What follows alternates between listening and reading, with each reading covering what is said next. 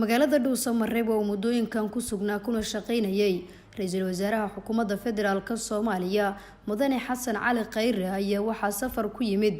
madaxweynaha dowlad goboleedka Hirshabelle Maxamed Cabdi Waare isagoo xoojinaya dadaaladii ra'iisul wasaare Khayre ku dhaxwaday arrimaha galmudug ee xal u helidda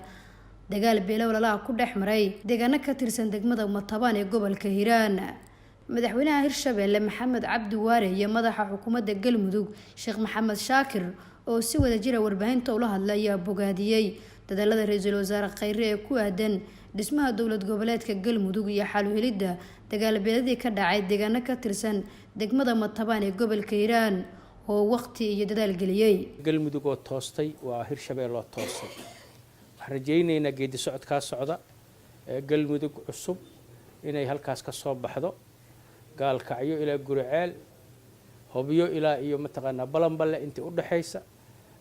dadku ay isla wada jaan qaadaan dhulka cadawga haysto la xoreeyo ujeedada ugu horeysa oo nimid waa taas inaan muujino inaan raalli ka nahay geedi socodkan socda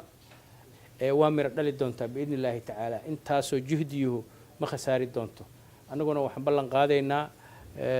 hogaamiye wixii maaragtay aan ku beeri karno oo tala inaan ku beerino. arrinta labaad runtii sida Sheekh Shaakir uu ku dhawaajiyay waxaa soo noqnoqday colaado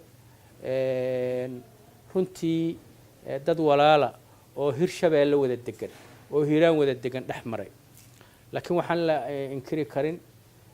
tala fara badan oo nabadeynteeda iyo wax ka qabashadeeda qayb ka qaadan kartaa inay ku nooshahay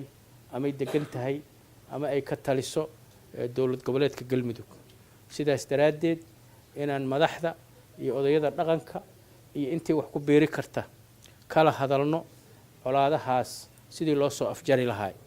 adiga iyo wafdigaaguba soo dhawaada runtii maalmahan halkan galmudug waxaa jooga ra'iisul wasaarihii dalka Soomaaliya oo howlo aad iyo aad u wanaagsan ka wada waxaan rajaynaynaa biidnillaahi kariim aduguna howlaha ra'iisul wasaaruhu wado iyo arrimahaas in aad iyo aad raalli uga tahay uga raalli noqon doonto annaguna runtii waxaan isku rajaynaynaa inaan ku gacan siino horumarka ra'iisul wasaaruhu uu ka wado maamul goboleedyada dhammaan.